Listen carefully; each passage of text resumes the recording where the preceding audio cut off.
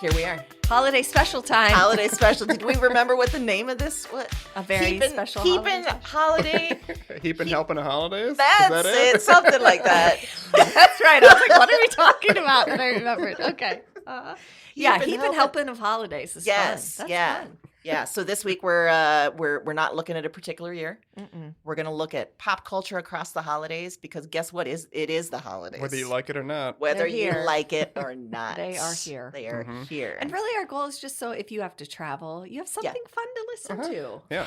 Enjoy the time in the car before your weird destination. Or something to cry through on the way home. Yes. Just weep to us. Yeah. Uh-huh. Yeah. Yep. We're here to help support you through this difficult time. Mm-hmm. We're going to just add a calming meditation at the end of this episode. Oh, yeah. Yeah. Will we just read a story? Heath, will you just read a story to help them fall asleep at the end? Yeah. Okay, great. Just to forget all your woes. Yeah. And when you show up to your holiday events, have everyone in your family download this individually.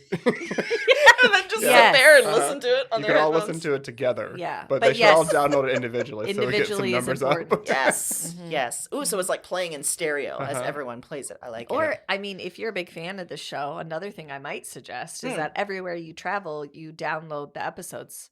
Yes. So like get on someone else's phone and download it. Yeah. Help us do that. Yeah, that's great. Mm-hmm.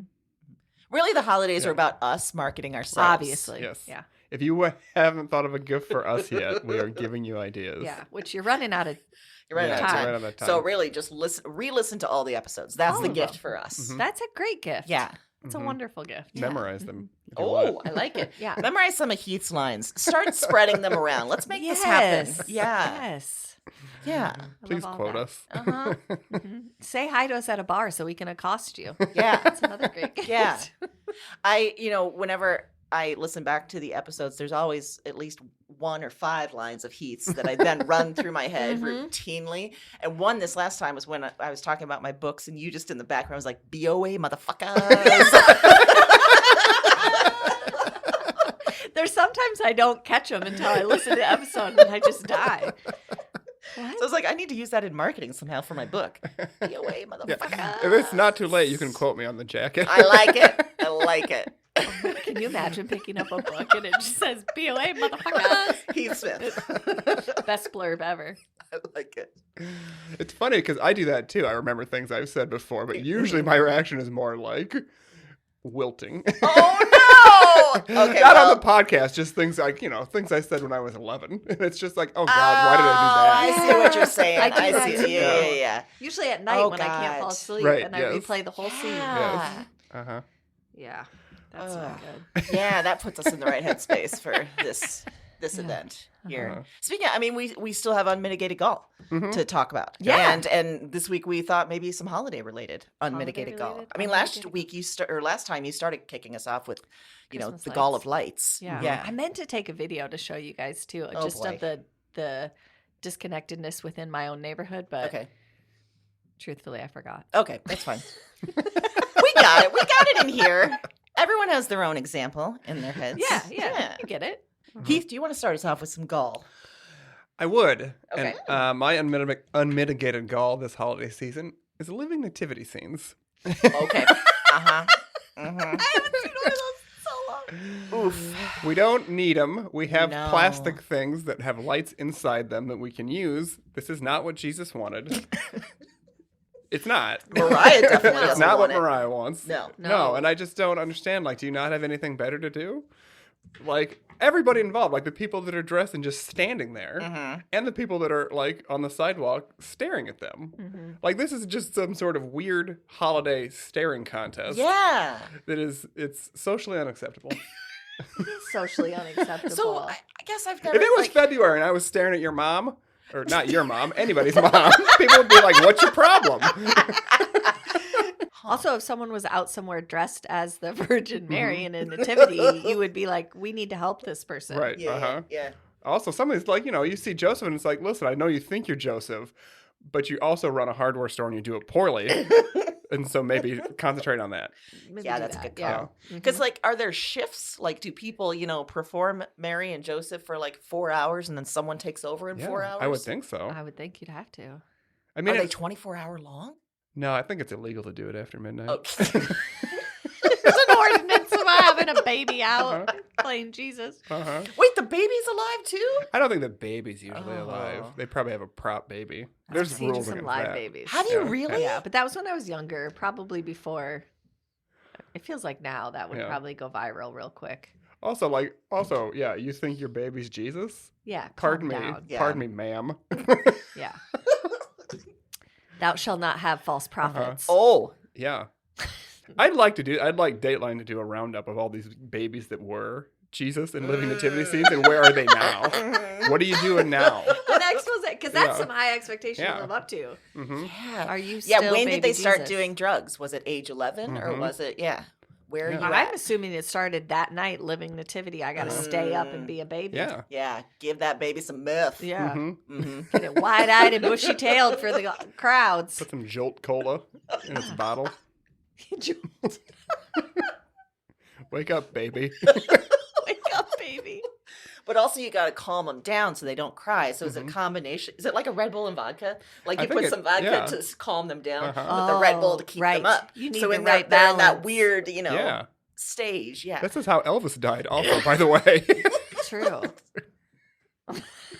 Uppers, downers, uppers, downers. Yeah. I agree. I don't usually see living native because I don't usually go around churches. I don't think I'm allowed, but also because just not what I'm interested in. And so I haven't really seen that this is a thing. Yeah. Anyway, this holiday season, everyone, I encourage you to boo when you drive by them or lay on the horn. Just be a disruptor. Disrupt the living nativity scene. Ooh. Can you follow up that goal? Yeah. Okay. My unmitigated goal for the holidays is. It's broad and it's overreaching, but fuck you, social media. Yes. I'm sorry, but I don't need to open my Facebook, Instagram, whatever it is around the holidays and see all of your matching PJs around the fire. That's not the picture I want. Nope. The picture I want happened 30 seconds before when you were screaming your fool head off for everyone to get on the couch right now where you were taking back all their Christmas gifts. That's the picture I want. Yeah. That's the realness I want to see. I feel like we're just perpetuating this idea that everything around the holidays is magical and perfect, and that's the way, and that we're just putting that out there. And I don't believe you. I immediately look at that picture and think liar. I hope you comment on that, on all those pictures. Just write liar in all caps. Liar. Liar. Just start going through everyone's. I want to see some real pictures. I'm not saying you can't post your holiday pictures. I get it, family, all that. That's great. I just want some realness. I don't want the posed thing. I don't want you telling me that it all went off without a hitch and your turkey was golden and perfect. That is a lie. And no one believes that. We're all in hell. And we need to be there together. What does Ellen Griswold say in Vacation? It's the holidays. We're all miserable. Yes, that's it, Clark. Yeah, exactly. That's what it is. So if you're going to use it, just be real about it. That's all I'm saying. That's all I'm saying. I also don't like those perfection photos because then it just sort of pretends like this just happened. No one organized this. It just happened. Right. Because usually it's the mom that's organizing all this stuff, so it's just erasing all of that. Yeah. Because I'm still a feminist. I haven't got over it. I'm sorry. Oh, sorry. Sorry. Maybe in 2024. Maybe. Could be a New Year's resolution. Yeah.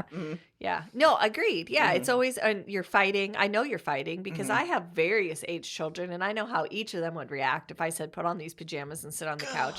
And it would be days of organizing that photo. For what? For me to scroll past and go, nice. There's no payoff. There isn't any payoff. You're right. Why are we doing this? Instead, put some Baileys in your coffee or your hot cocoa, sit down, and just let the chaos happen. Yeah, and just you. watch the chaos. Yeah. Just enjoy it. Yeah, just enjoy it. Just be there. Put some headphones on and listen to Fuzzy Memories. And it'll be so much better. Exactly. Even better. Run yourself a hot bath. Take that hot cocoa and Baileys upstairs. Put on Fuzzy Memories and say, enjoy your gifts. Yeah. Listen, everybody.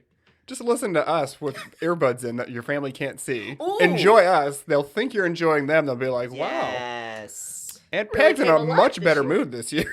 Yeah. I like that. We could be saving the holidays. Yeah, We're obviously. basically Rudolph. We are basically Rudolph. Rudolph. coming in the nick of time. I almost made my unmitigated gall elf on the shelf, but I've been very vocal about that. I was going to say, yeah. So if you're not aware of my feelings, go back and listen to any of the holiday episodes. Come at me with that bullshit, you will get unfriended. It's that simple.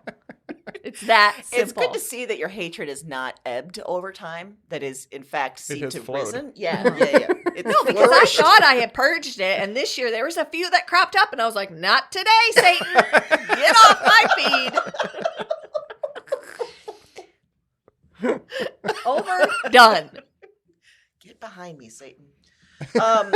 Sort of related to that, my unmitigated gall is the idea that the forced reconciliation of holidays. So bear with me for a second. All Yeah. right, I'm barren. Okay. Literally and figuratively. Bear it down. I'm a baron. So we know there is so much gross messaging around the holidays. There's, your crass capitalism. There's your Jesus is the reason for the season. There's all that bullshit, right? But I think the worst and the most insidious, perhaps, message is that you see everywhere is that holidays are the time to reconnect and to forgive, to let everything go. And I feel like that's similar around Mother's and Father's Day, right? It's that message that no matter what other people did in your life, you should just let it all go and spend holidays together and wear PJs and take your social media picture and show how perfect everything is.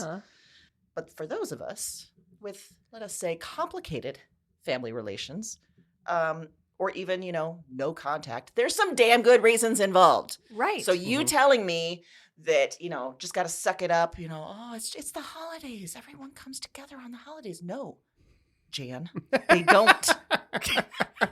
No, they do not. Let me ask you this. In the let's middle of August, are you thinking about a reconciliation? Yeah. No. Exactly. You feel good about your boundaries. Feel real good about it. Them.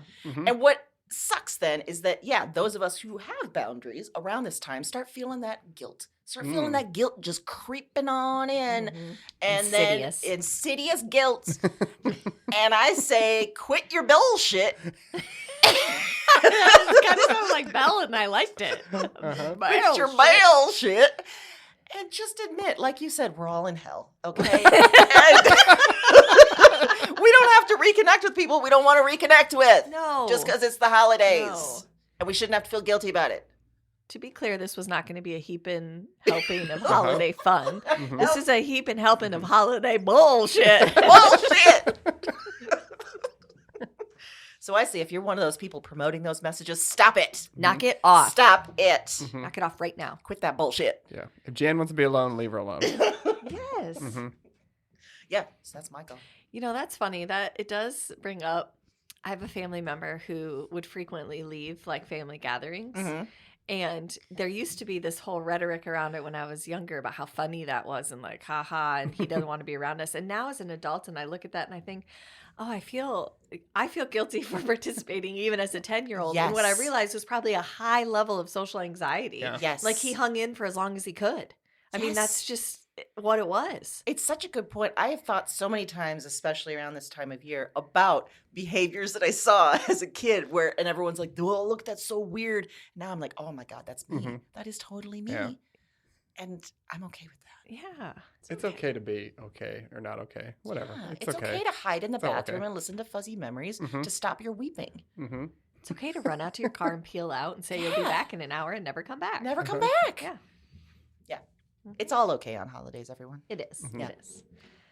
Speaking of, should we talk about I think past holidays? We should get into some holiday stuff. So I think we're going to talk about any kinds of pop culture, funny memories, anything and everything, right? We're going to do it. We are. Heath, do you want to start us off? Oh, yes. Yes. Woo! I would like to start by talking about not Christmas, Oh. but Hanukkah. Oh. Good. Specifically, Good. the Hanukkah song Yes. by Adam Sandler. The first time he performed this was on Saturday Night Live in December of 1994. And he said he wrote it because he wanted a Hanukkah song for Jewish kids. Because when he was a boy, they only had dreidel, dreidel, dreidel. And this was released the same year as All I Want for Christmas Is You. And I like to think I'd like to think this about everything, but I like to think that he was inspired by Mariah Carey a little bit. I mean, I assume everyone is inspired by Mariah Carey constantly. Obviously. But, Obviously, yeah. So, and just sample lyrics if you haven't heard it. Put on your yarmulke. It's time for Hanukkah.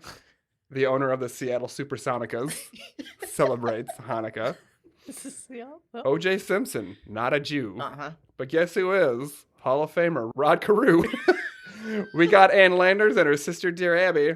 Harrison Ford's a quarter Jewish. Not too shabby. So, as you can see, you know, I mean, or here, you can't really see me. I hope you can't see me. Yeah, I hope you not. can see me. That's no good. Hire more security here at the old recording booth. Which means another cat? I can't handle another cat. Which means another cat. And it's, I mean, the song's legitimately funny. It's also, I remember as a kid, it was kind of the first time I really had any exposure to, like, something that's actually Jewish. Because, you know, I grew up in a small town in Iowa, and we didn't have any Jewish people in our town. But this also reminded me of something that happened recently. Does everyone know what Cameo is? Yes. Okay. For those that don't know, it's a website where you can go and pay celebrities to record video greetings on their phone, and then they send them to you, right? And sometimes people buy these as a gift, and sometimes it's just for themselves. And the price depends on how big of a star the celebrity currently is. For example, and this is going to be depressing, Freddie Prinze Jr., star of, you know, She's All That, is going for $100 a pop. Oh, no. But Mike the Situation Sorrentino from Jersey Shore is $300 per greeting. Oh, and that's not right, everybody. It's not right. Freddie Prinze Jr. should be getting more money than the Situation to do these things. Yeah. Wow. And frankly, I think Congress should be investigating that. Yeah, agreed. Yeah. Do something, you guys. Yeah. Especially now that George Santos is on there. Yeah. He's on there? Yeah, and his is like $500. Yeah, it's a lot. Oh, gross. Yeah. And people, I mean, I get why people would think that's funny, but it's also like, don't do that. Don't give this grifter money. Yeah. It's just. Yeah, you're part of the problem if you're doing that. Yes. So anyway, I bring up Cameo because recently someone hired Motown legend Smokey Robinson to record a Happy Hanukkah greeting. And I can't tell you what his rate is because he's temporarily unavailable on Cameo. And I don't know if it has something to do with this Happy Hanukkah video they recorded or not. So he's obviously, I found the video online. He's reading from a screen or script of some kind. And he said, Happy Chanukah. Oh, no. I have no idea what Chanukah is, but Happy Chanukah because they said so. Anyway, God bless you, babe, and enjoy Chanukah. Have a wonderful time. What? No. Yes. So 2023 is the year I learned that Smokey Robinson has never seen the word Hanukkah in text. Oh, my God. Luckily, and really surprisingly, honestly, because it's the internet, people sort of reacted cheerfully and with a good sense of humor about the whole thing. That's surprising. Yes, Yeah. And so the moral of the story is, had there been more Hanukkah songs, Smokey Robinson wouldn't have stumbled in his pronunciation. Yep. But then we also wouldn't have this pretty charming video to watch. Yeah. So if you haven't seen it, I recommend you go check it out. It is great. Mm-hmm. That is great. Well, when I think of the holidays, I think of one fantastic Motown adjacent group called the California Raisins. What? In case you're unfamiliar with this hot little Christmas ditty, I brought some visual aids. What? Yep. So in 1987, Will Vinton debuted a Christmas special called Claymation Christmas, which is stop motion clay animation, which is the first time that my beloved California Raisins appeared on my screen. They look like they're melting. They are melting actively all the time. Okay. It does not. They do not look like raisins. It's terrifying. They look maybe like potatoes. It feels like it would scar a lot of kids. Did it scar you? I guess in all the wrong ways because I love it. Okay. All right. So Rex and Herb are the hosts who are prehistoric dinos. And they went through a whole, the special is just a whole bunch of Christmas songs, but the California Raisins are featured. And when I tell you, childhood Aaron fell in love. I don't know what it was about those Motown raisins, but I couldn't get enough. I will go ahead and put out a warning that I did find it on YouTube, and I watched some of it, and I'm not sure that it holds up. Did it hold up at the start, do you think? Yeah. Okay. Yeah, I don't All think. Yeah. right. It's just it was different than I remembered, but there was still some Sure. some parts that I was like, oh. Okay. Mike was horrified. Sure. So that's where we landed on the California Raisins. But the thing is about this special is that they replayed it every year at some point, kind of like the Frosty, the Snowman, Rudolph, all those. They replayed it, and I would watch commercials to wait and find out when it was going to be on. And I set my entire Christmas calendar by that special. Wow. I was like, that special's on Thursday. That means the season's kicking off. I will be watching it. I watched it every time. And the California Raisins went on to have a few of their own little specials outside of the holidays, which I also took in. But I never got away from loving them in their original form, singing Christmas ditties, trying to get gifts for each other. That was their whole storyline, with those weird dinos that served no purpose. Okay. And other claymation people. I don't remember this at all. Do you remember it, Heath?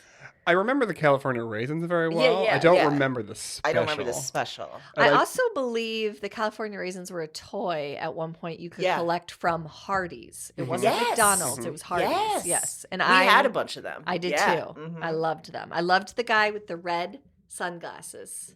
Mm-hmm. He was my favorite. And he's in the Christmas special. He's front and center. So who's the random dude standing amongst all the claymation? That's people? Will Vinton, the guy that created the Christmas It looked special. like he was being held as a hostage, and I could wasn't be. sure. Maybe by his crazy ideas since he created all those. I like that the Noid from Domino's Pizza is also involved in this somehow. And this guy is from Labyrinth, with David Bowie. So what's he doing there? All things I think that Will Vinton had a hand in creating. Okay. Yeah. And then there's just a pair of lips. Yeah, you got to ask yourself questions, but you don't want to ask too many. Okay. Because it's like a sweater. If you pull it, if we learn nothing from Weezer, yeah. I was like, what was that man? You don't want to pull on that sweater. Sure don't. It's going to come undone. Yeah. Wow. So, well, you're going to share this online. Yes, I will obviously share all the photos of my beloved California Raisins and Rex and Herb in their Christmas tuxes celebrating Claymation Christmas. So I'll probably show some YouTube clips too of the video, just so everyone can. This is illuminating. Yeah. Didn't know this about you. I'm illuminated. Yeah. Yep. It's the first thing that came to mind. I was like, holiday memories, bring me the raisins. Well, mine's slightly different. It's Die Hard. Oh. And listen, I know it's always a debate every year on if this is a Christmas movie or not, and I fall firmly on the side that it is a Christmas movie for several reasons. One, John McClane is a New York cop played by Bruce Willis. He's been separated from his wife, who moved out to LA for like 6 months or so. And he's decided to go out to the coast for Christmas to see his wife and his kids.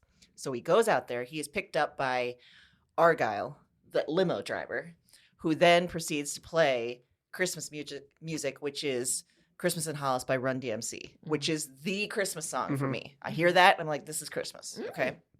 Then he goes to the Nakatomi Plaza, where there is a Christmas party underway at his wife's place of work. And then, oh no, terrorists show up, led by Alan Rickman, who is Hans Gruber, and they take over, except John McClane escapes without his shoes. And he moves through the building one by one, taking out the terrorists. Incredible. I mean, that is Christmas right there. It is Christmas. And at the end, it's very Christmassy because his final act is to wrap himself in ribbons and bows to hide his gun so that he can kill Hans Gruber.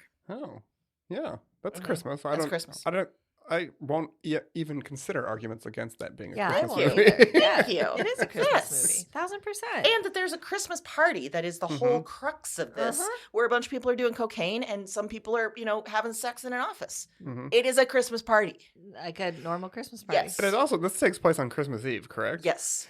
I have some questions about who scheduled the office Christmas party on Christmas Eve. Very I will say that. Good question. That is Yeah. Yeah. And there is some weird 1980s because it's led by a Japanese person, and I don't think he's Nakatomi. I forget his name. But there's like some weird like comments made about, the Japanese don't celebrate Christmas. Like there's, it's 1988. Okay. Right. Yeah, So yeah.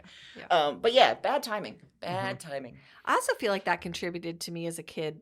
My understanding of holiday Christmas parties was that they were going to be crazy. Yeah. And then I went to a couple and they are not. They're not. There's no cocaine. No. There's no party. Well, okay. Yeah, there is some. Yeah. There's no terrorists. There's no terrorists that I've seen at holiday parties. No, and the people that are doing cocaine are usually the people that you're like, ugh. Yeah. Yeah. Can't keep it together for a work party? Right. Yeah. Like, this is your idea of fun? Yeah. I would just go to work parties and get shit-faced on regular alcohol, okay? Yeah, no, I didn't need cocaine. You did it like the old school. I did it was like meant to be done. Yes. You're an Some independent spiked lady. eggnog. Historically accurate Christmas parties. Yes. I saw a meme or something that said that if you watch Love Actually first and then you watch Die Hard, Alan Rickman's character gets punished for what he did to Emma Thompson in Love Actually. That's clever. Also, I don't like Love Actually. I know that's controversial. Yeah. I don't like it either. Okay, Yeah. all right. I don't like the part where that little girl's singing "All I Want for Christmas Is You" because she sounds like shit.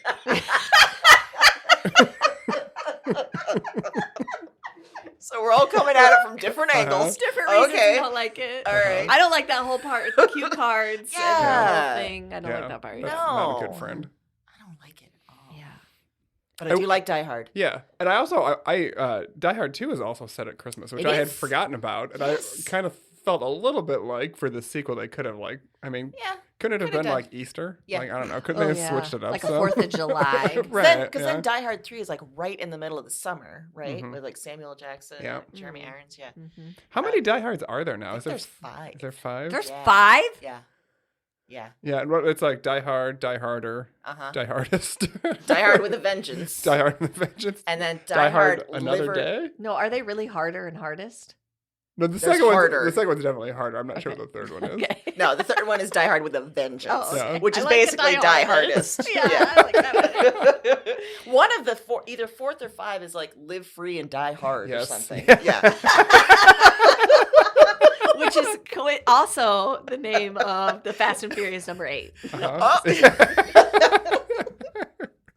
So yeah, you don't have to go through all the movies. Just watch the first one. It's brilliant. It's delightful. It did come out in July of 1988, but I still contend Really? it It is came a out in Christmas July? movie. Yes. Yeah. Interesting. I remember my parents going to see it, and like I think they went to one theater and I went to another theater because I wasn't allowed. But then as soon as it came out on video, it was like, go for it, just whatever, So I took advantage. So of that. wait, I want to unpack that a little bit. So What? You can't see Die Hard, but you can go sit in a movie by yourself, some other movie. Thank you. That's where I went. Actually, I think I had to take my brothers, so I was like babysitting. They So went I was to see a different movie, and they sent you to a different movie theater. yeah. Wow. I was 11. I mean, it's fine. It's fine.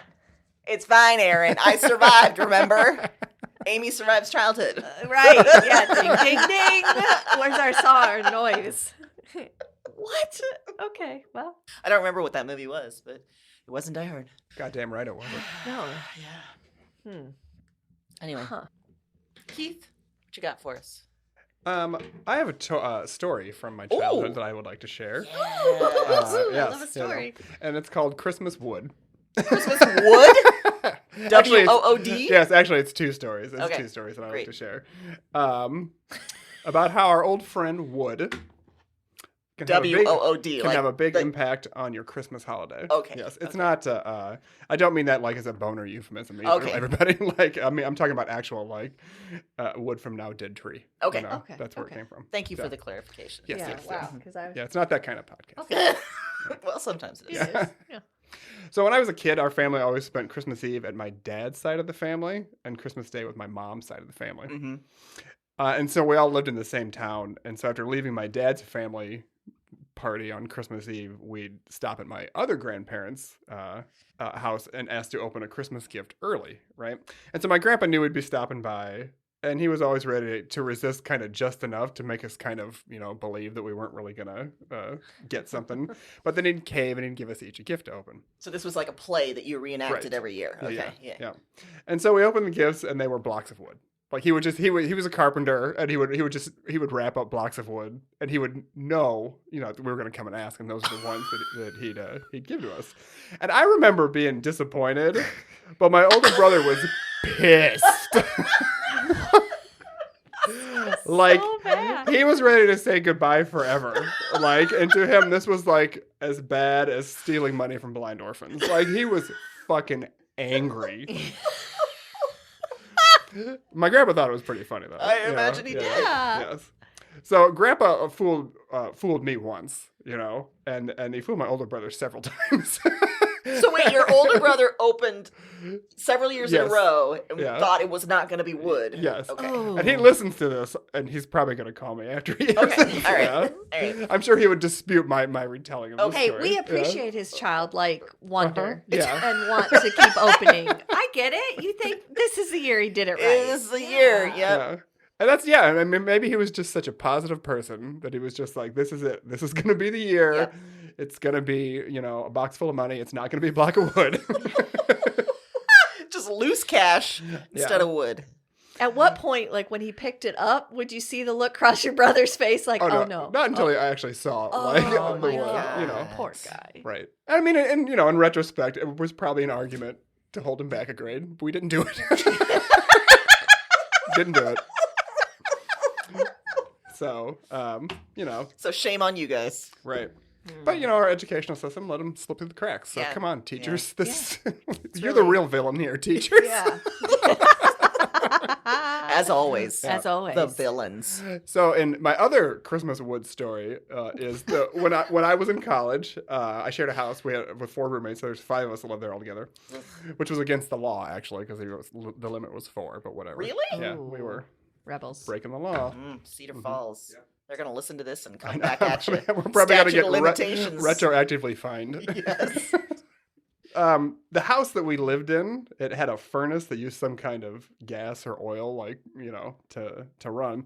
And it was a very cold December day when that gas or oil ran out and the furnace stopped working. Oh no. And one would think that if you're renting a house, something like this happened, you could call the landlord and they'd take care of it. And our landlord passed on that opportunity. Oh, no. Wait. Yeah. Was this Christmas Day? Is that what you said? No, I've told this story before. Okay. And in my mind, it always happened on Christmas Day. Sure. I had come back from family stuff and found the furnace not be running. But I was talking about it with some friends last year and was reminded, my recollection was off. This was not Christmas Day. It was Christmas time. Okay. It was a couple weeks before Christmas. Still, Yeah. it's the time. Yeah, and we found somebody that could fill the tank back up so we get the furnace going again, but it was going to be the next day before they could come out and do that. I think I know where this is going. So we were all sure we were going to freeze to death in the night. So we tried to light a fire. Oh my God. Because there was a fireplace, right? And the firewood that was out back had been there for months and was wet and it wouldn't burn. So we did the next best thing. We found some wooden toys in the garage that belonged to our landlord's kids. And we burned them instead. As you should. Screw you, landlord. Yeah. And some might say that was a harsh move, but when you're in a house full of people that grew up pretty coddled, you'll do just about anything if you think you're going to be even slightly inconvenienced. Yeah, true. So, a little known fact, to heat the barn that Jesus was born in, they burned toys that belonged to his innkeeper's children. Oh. Yeah, I They think that's usually only... leave that out. Yeah, that's only mentioned in the King James version of the Okay. Bible, but I'm sure I've seen it there. Is that the version that you learned on, King Yeah. James? Oh, yeah. They so that's definitely accurate. burned- That's totally toys, accurate. All right, Yeah, that was definitely part of it. So we were really just, that was kind of I know I'm against the living nativity scene now, but this was kind of, in a way, a living nativity scene, because we also really were burning. was. Yeah. Did you have a toys. stray baby around? in this? Probably. Okay. Yeah, I was young, though. I was just like, I'm not... College. Yeah. Babies aren't for me. Yeah. So when you burned these toys, did it burn okay? Was there extra smoke? No, we one of my roommates had fireplace experience, so we knew to open the chimney up and all that jazz. We didn't just fill the house. I could tell the look on your face when I was telling the story that you thought we just filled the house with smoke. I thought this was going to be an emergency room situation after you did this.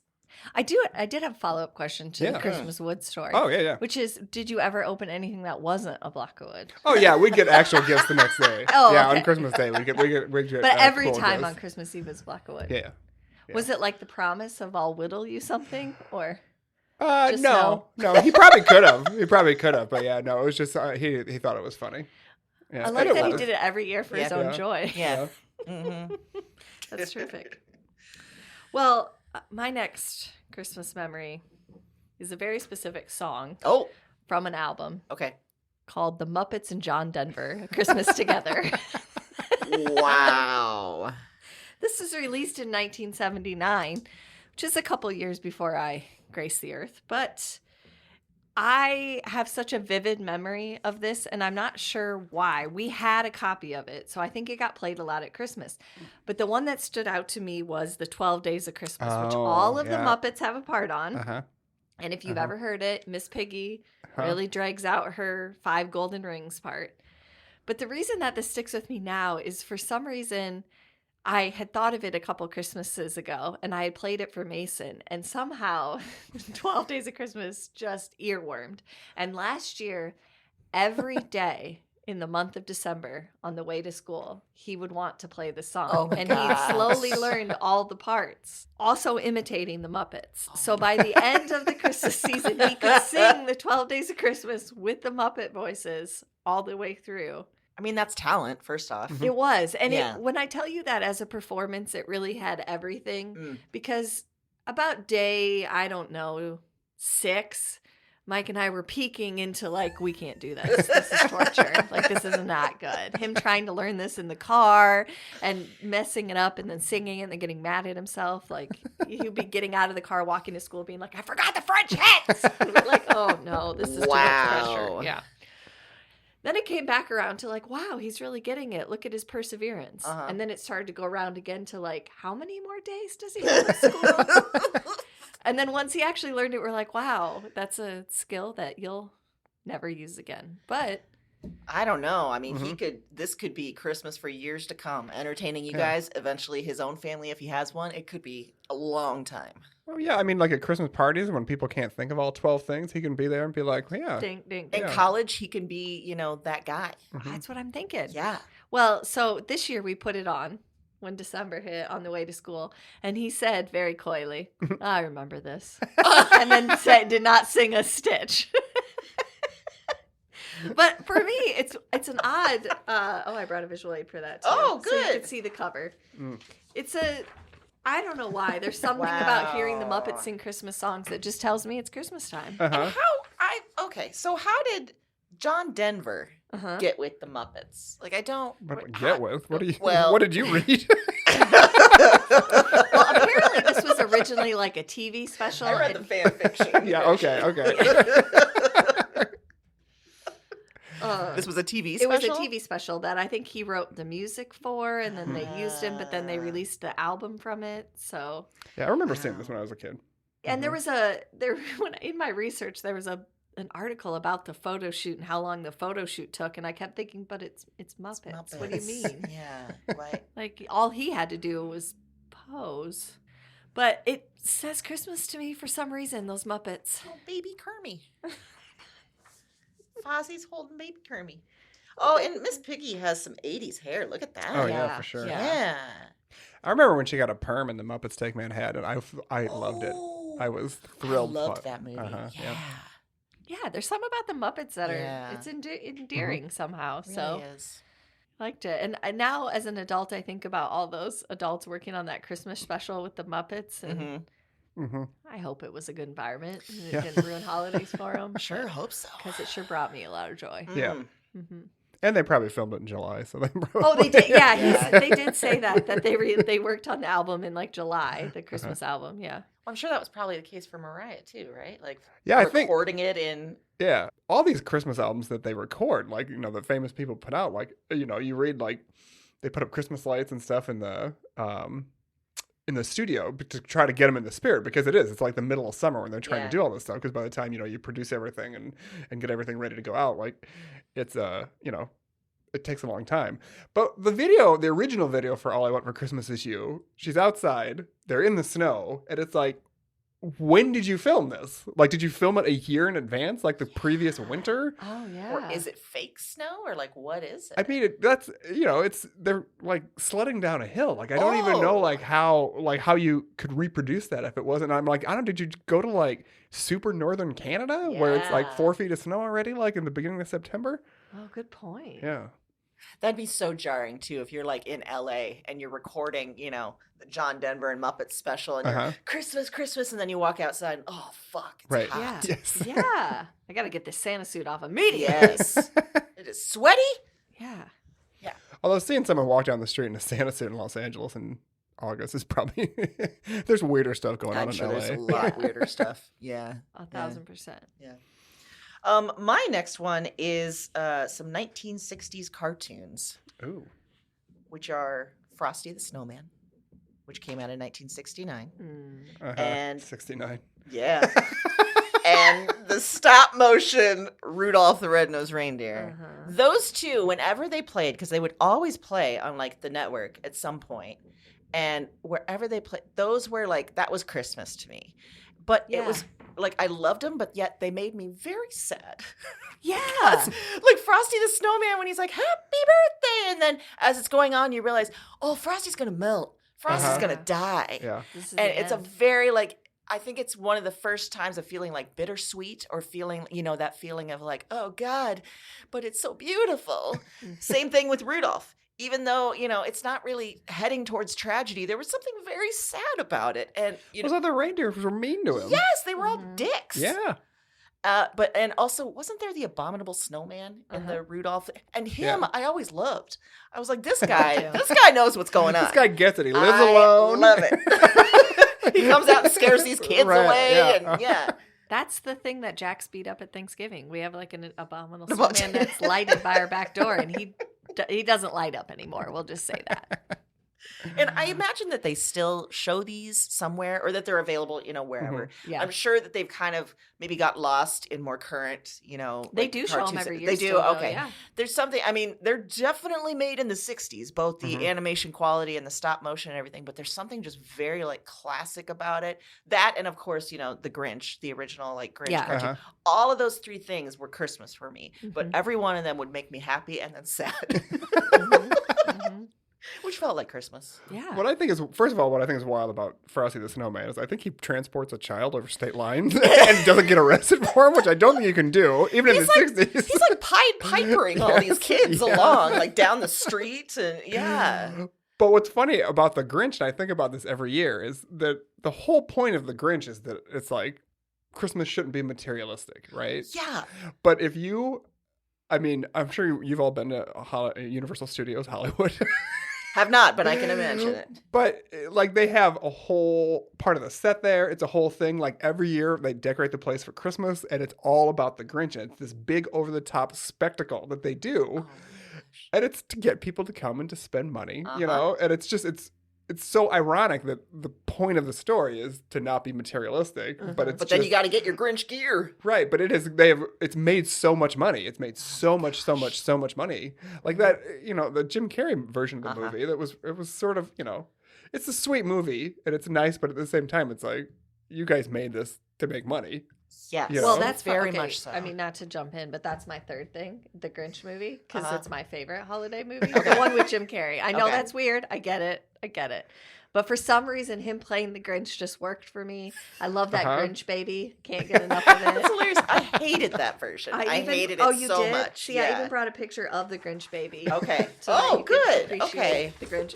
But what's funny about that is that prior to 1991, Dr. Seuss would not give anyone the rights to do that movie. And then in 1998, his widow said, hey, I'm going to auction off the rights. But she had like all of these, which is funny considering what the Grinch is. She said that suitors had to be willing to pay $5 million to her, 4% of the box office gross, 50% of the merchandising revenue and music-related material, and 70% of the income from any book tie-ins before you could even pitch to be the producer/director. Damn. She said that the actor for the Grinch had to be on the stature of Jack Nicholson, Jim Carrey, Robin Williams, or Dustin Hoffman. Dustin Hoffman? Dustin Hoffman and Jim Carrey on the same list. Yeah. Weird. And that she would not consider a director or writer who had not earned at least $1 million on a previous picture. What? Who is this lady? She just put all these stipulations out. So then Ron Howard was like, I see you. And he's like, here, I'll bring Jim Carrey. And that's how the whole thing happened. But God. I guess Jack Nicholson was seriously considered for a period of time as well for the Grinch. But maybe he couldn't get top billing. Like, Oh, he could yeah, be the Joker for or Batman, whatever. yep. But, Or maybe he heard he'd have to, because isn't there the story about Jim Carrey wearing those contacts that were so painful he had to do like Navy SEAL training to get through it? Jack Oh. Nicholson wouldn't have done that. Yeah, No. no, probably not. Yeah. Yeah. But for whatever reason, the product's great. I like Okay. the idea of looking at it from the little girl's perspective of like, why do we hate this guy? Like, what's the deal with this? And then that, he learns the tough lesson and the town goes on. And every time I see it, I think, I've never seen that part before because it all blends together. But I love it. I watch it once a year and it's Christmas to me. So sorry, I didn't mean to jump the line, but we were like right there. We were right there. Yeah. Felt like a natural And this is an transition. area on which you and I disagree. Yeah. And we can still be friends, though. We can still. But it still also do has a this. special place in my heart because Evan was obsessed with the animated Grinch, the original, when he was little. And in fact would take to telling people that their problem was that their heart was 2 sizes too small.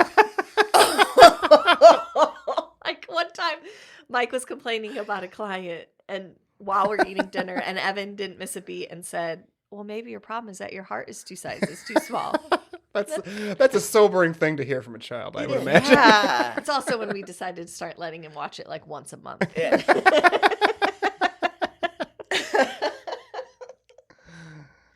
Wow. Yeah. So sorry, I came in hot with the Grinch. No, go for it. There's a little known fact. I mean, you guys probably know this already because I've told you, I'm sure, at some point. Because I'm always blabbering about it. But the song from The Grinch was written by... No, the one from the movie, the one that Faith Hill sings. Yeah. Mariah Carey wrote that. Really? Yeah. Why did Mariah Carey sing it? I don't know. I would have liked that better. Faith Yeah, I Hill. think so, yeah. Yeah. Have you ever seen the video, Faith Hill's music video where she's like on a mountain and her hair's crimped? Yeah. I think she's like outside the Grinch's house and she's like, singing this sort of sad song. And Oh my God. yeah, Yeah, it's swing and a miss on the video. it was a weird creative direction. Yeah, it was very.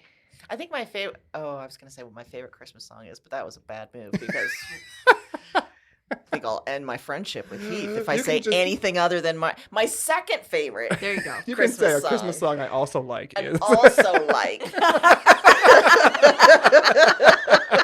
He I really gave you dodged a bullet. acceptable language around Christmas music. Let me start again. A Christmas song that I also like is the original cartoon "You're a Mean One," Mr. Oh, Grinch. yes. I love that song. Evan loved that too. He loved the Yes. voice. Which Yes. one of the guy that sings that, Thurl Ravenscroft, was the voice of one of the people in Will Vinton's Claymation Christmas. Oh, Also, by the way, Oh. yeah, crossover. All these ties.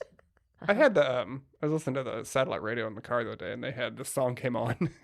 And it has the guy's name, Thurl Ravenscroft, and it's just like, boy, that's a mouthful. I don't think I'd ever seen it like all That written also out feels like like that. Thurl, little baby Thurl.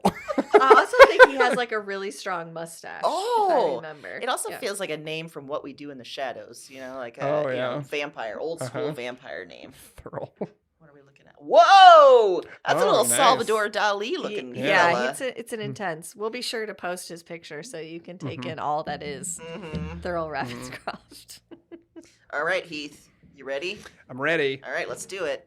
I know we already kind of talked about Die Hard, and we kind of talked a little bit about whether or not that's a Christmas movie, but I'm here today to declare to you that Gremlins is also a It Christmas is. movie. You're right. The movie came out in 1984, and it's about a struggling inventor who buys his son Billy a Christmas gift called a Mogwai, which is a furry little creature that kind of looks like a teddy bear, but with like enormous eyes. They're very big eyes. And he names it the Mogwai Gizmo. And I didn't know this for some reason before last week, but Howie Mandel is the voice of Gizmo. Really? Which, I mean, Gizmo doesn't really talk. He kind of makes noises. Which I would say this, if I had something and it sounded like Howie Mandel, I would immediately get rid of it. Like, I'd burn that thing. The movie would have been 10 minutes long. Yeah. Done. This is possessed. That's wild. I didn't know that either. Mhm. Yeah, and there are 3 rules you always have to follow when caring for a Mogwai. Don't expose them to sunlight, don't get them wet, and never feed them after midnight. And I kind of assumed that you didn't feed them after midnight for metabolic purposes, but it turns out the consequences are much, much worse. Ugh. Yes. So Billy's dumb friend Pete accidentally gets Gizmo wet, and it sprouts 5 new mogwai, which is almost as many cats as like live at Amy's back door. Yeah. Actually, it's less. Yeah, is it less? Yeah. Okay, all right. But they breed at the same rate. So Billy shows one of the newbies to his old elementary school science teacher, who apparently teaches science even during Christmas break when no kids are around. And he spawns an additional mogwai on whom he conducts experiments because he's never seen a scary movie before and doesn't realize that's a sure way to get killed later on. Dummy. So back at Billy's house, the rest of the new mogwai pull a Cher and turn back time. AKA, they set the clocks back a couple hours and trick Billy into feeding them after midnight. And then they form cocoons, and even the one with the science teacher who basically ignores Jesus' birthday. And they soon hatch and look like Steven Tyler if he was a lizard. That's the way I think Gremlins look. Okay. You're absolutely right. Yeah. Mm-hmm. I mean, the kind of long, wiry arms and legs, and the head and the face is kind of big. The mouth is kind of large. Yeah. So they start fucking everything up. And the science teacher dies. But Billy's mom kills a bunch of them with a variety of kitchen appliances because, who runs the world? Girls. That's right. I think my favorite part of that was when she killed the one in the microwave. That was pretty cool. And I think she killed one with a mixer, too, like a KitchenAid mixer. And maybe just stabbed a couple. Yeah. Maybe just stabbed a couple. Yeah. Just some light stabbing. Mm-hmm. Just a light stabbing. As one does at Christmas. Yeah. As one does. So the main gremlin, Stripe, escapes and goes to the YMCA. I assume, again, because the diet industry has made him feel guilty about eating after midnight. So Stripe jumps in the pool and spawns an army of gremlins who mess up the whole town. And as someone who has seen a YMCA pool, I can assure you that those pools really do have the power to cause some significant problems as far as public health goes. Mm-hmm. They really, really do. So part of the gremlin horde kills the town bitch, played by Polly Holliday, who is Flo on Alice. Which I can tell you right now, that's going to be my husband's favorite sentence out of this entire podcast. Kills the town bitch. Yep. Because she was going to have Billy's dog put down, so she kind of had it coming. She didn't have it coming, yeah. And they killed her. She had one of those chairlift things, and they hot wired it and put her in it, and she flies up the stairs and then out the window and dies in her front lawn. Because these gremlins are creative. They are.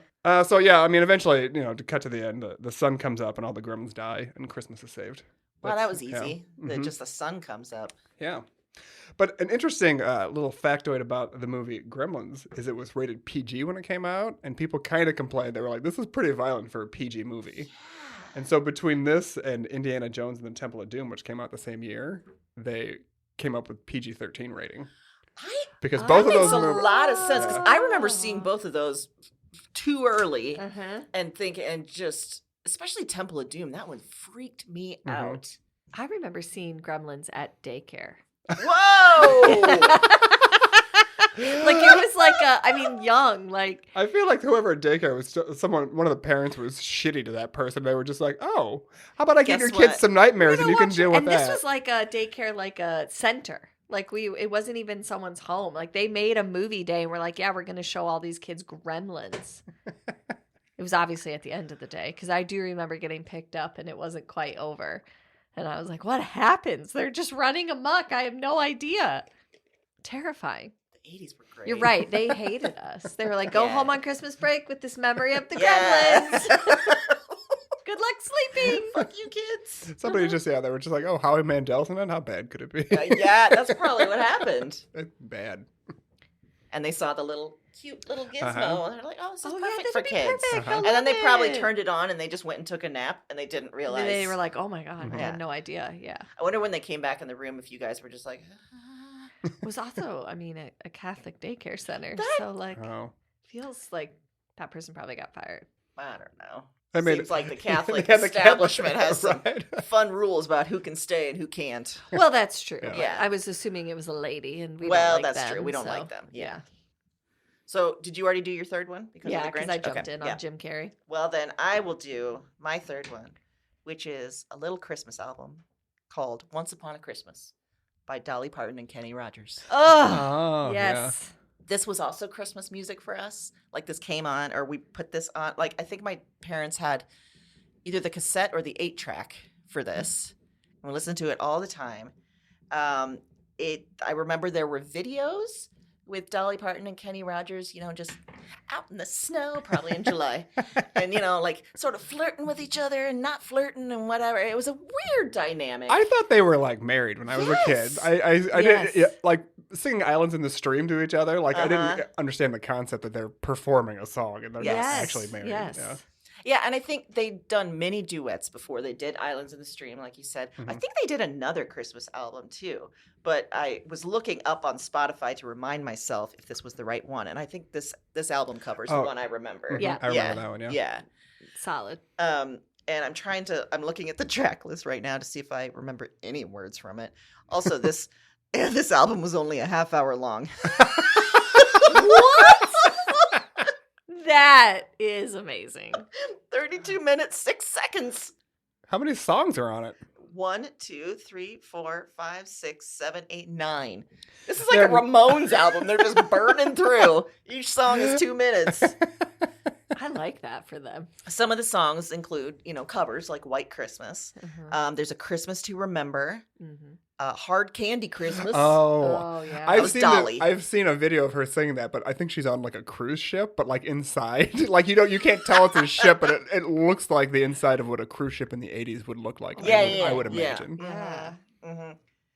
Yeah, there's a song With Bells On. I think that's the video that I may have seen. And yeah, again, very fuzzy memories, but it is very like stuck in me. And when I think of Dolly Parton and Kenny Rogers, I think of Christmas. And I don't know how that dynamic came to be, because I guess they were sort of both in country music, but sort of country light, more like pop music maybe at the time. Yeah. And someone said these two, and then it became a juggernaut. We watched the Graceland Christmas special this year because my husband is obsessed with Elvis. So he was like, oh, we're watching this. And it was like just basically pop stars of today at like random spots singing. Were they singing Elvis Christmas songs? Or just yes. regular? Okay. Yeah, they were singing Elvis Christmas songs. And Dolly Parton she didn't sing a song, but she gave a memory. And she was saying that when she was young, they were so poor, they didn't have a TV, but she had heard about Elvis and he was going to have a special on. So she ran from her house, like across fields, to some neighbor who had a TV and watched it through their back window. Oh, geez, Dolly. Yeah. And she's like, and that's when I learned what sex appeal was. She was talking about Elvis and his thrusting, and I was like, wow. And they just stuck this in the middle of like Post Malone singing an Elvis song and some country star I had never heard of, just right in the middle. And I was like, wow, Dolly Parton just admitted that she was creeping someone's backyard. Because she was hot after Elvis. Because she was hot after Elvis. And I was like, congratulations on your tenacity. Because I can tell you, I'm not running through a lot of snowfields to watch much anything. I don't want to, I'm not one to speak ill of Dolly Parton, but I will say her version of I Saw Mommy Kissing Santa Claus, and she sings it in a little girl's voice, is really not for me. No. It's not really for not me. for me. No. I don't care for it. I don't like that song to begin with. Yeah, I don't either. But it's her singing it in a little girl's There's some voice. really uncomfortable, kind of even gross Christmas songs. Are there some that you really hate? I mean, that one. Obviously. This isn't going to be popular, Okay. but Feliz Navidad. I can't. Yeah. It's because it's played too much. Yeah.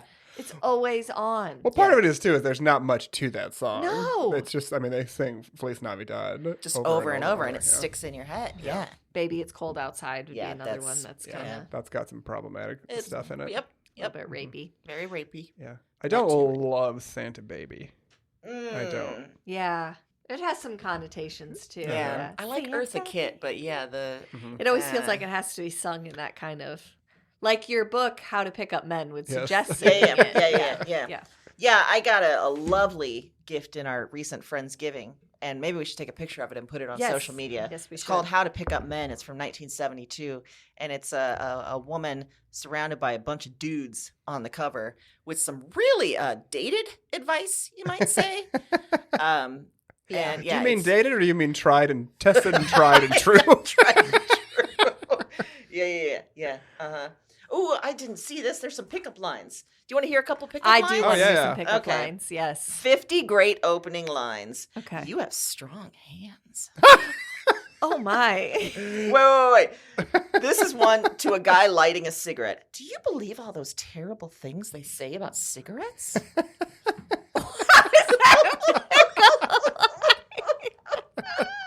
You could modernize that for vaping.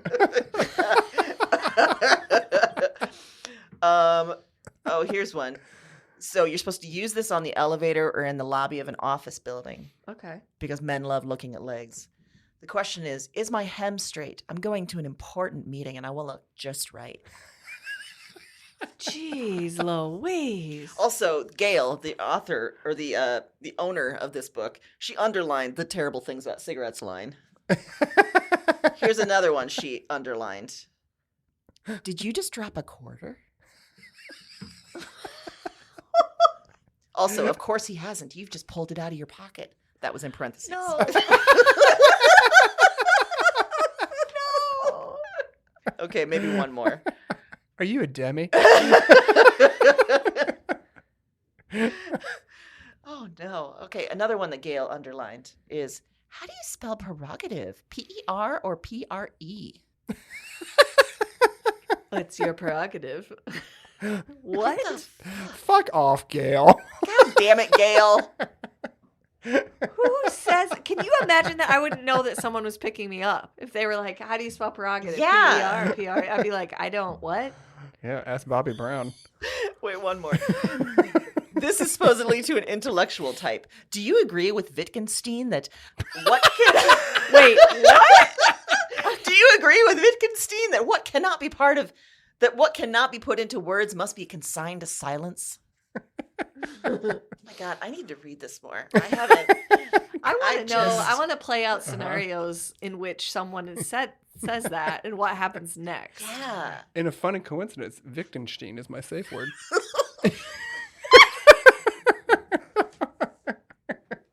Yeah, it is. Oh, look, there's a chapter on how to spot a married man. Do tell. Give me some ones that I wouldn't know. Wait. I mean, I'm assuming that we're assuming he doesn't wear a ring. I'm not as gullible now, but I still have to work to find out if the guy I've picked up is married. Here's how I operate.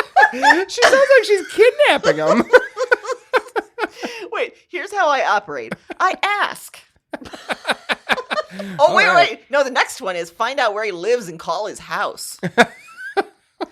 Wow, we should do a whole episode on this one. I'll just read it. Yeah. That'll be a bonus. Airports. She really She's underlined it. Airports are important. So are university libraries, Oh, yeah. university bookstores, Okay. parks, museums. If she picks up a man in a park, I'm not sure she's who he is looking for. Tennis courts and political arenas are also underlined as great places to. Political arena, does she think there's actually an arena where you go? And then... That might be. Politics is the best thing that's happened to women since the vote. It's the perfect setup. No, it's not. Oh, no. How dare. It's the perfect setup for meeting men. And not just ordinary guys, but interesting professional types. Like lawyers and young executives. Okay. I hope you have a shitty Christmas, Gail. Yeah. God. So, listeners, if you're hearing this part of it and you haven't looked at the cover on social media, you got to get to it. Yeah. It'll make a lot more sense. Yeah, it will. Yeah. Regardless, that was good advice for all of Yeah, us to remember yeah. going into our Christmas Fuckery. get-togethers Yeah. Mm-hmm. at airports. Where you can pick up men. I also love the trope of Christmas time, like movies and specials, that everybody's going back to their hometown for Christmas and like going out and like running into people, either shopping or like they go to the bar or restaurant. They're like, oh, I haven't seen you for 15 years. As someone who lived in Chicago for many years and I would come home most Christmases, my goal was to never see anyone I knew. Yeah. Never, ever. Yeah. I feel like that lied to us. Like the reality is you come home and you're like, oh, nothing's changed and I need to leave immediately. Exactly. Not, ooh, I should embrace this and go play darts at the local watering hole. Maybe that's why I hate every Hallmark movie out there. I will say, I think that Gail's probably responsible for why at airports you can't park and wait for people to come out anymore. Like just in the, the drop-off lane. You're right. Because she's probably just sat there for years waiting for a man to come out to take home. A bunch of Gales on the prowl. She's still sitting there. Or maybe Gail, got her man because this was bought at an estate sale. So maybe this is just a reminder of how she got her man. Maybe she gave it every year to Christmas to someone. Mm-hmm. Yeah. Remember, there's a whole chapter on what stewardesses know. So, you know. I didn't see the back picture, however. The back cover is That's also another something fun. Yeah, the front cover looks like an orgy is about to start, and the back cover is just like, Looks like after the orgy went wrong. And Yeah.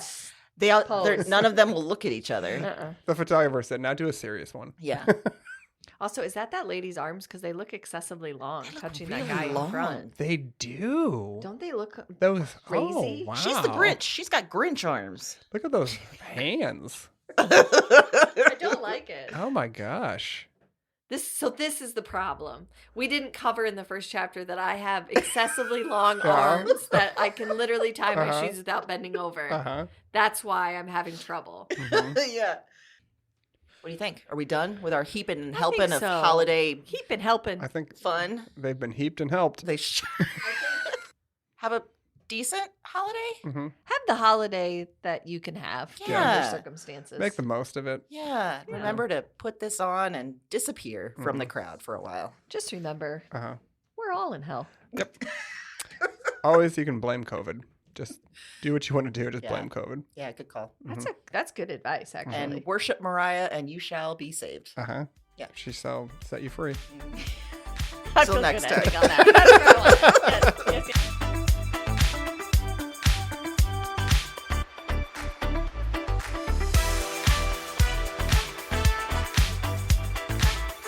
Fuzzy Memories is a Broads and Books production. It's hosted by Heath Smith, Aaron Johnston, and Amy Lee Lillard. The show is produced by Amy Lee Lillard.